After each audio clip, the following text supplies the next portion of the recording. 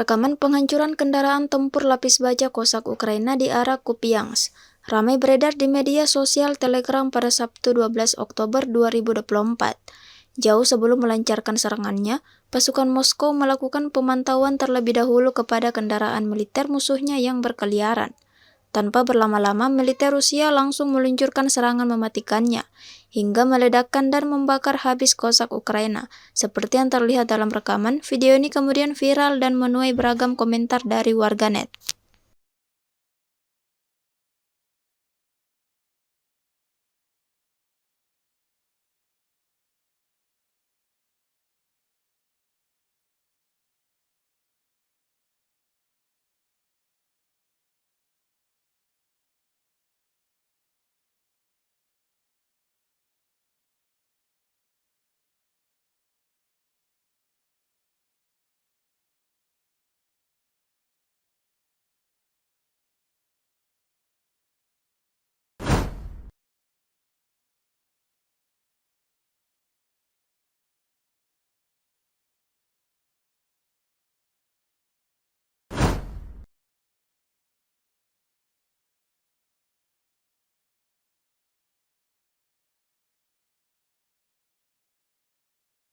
Download Tribun X sekarang, menghadirkan lokal menjadi Indonesia.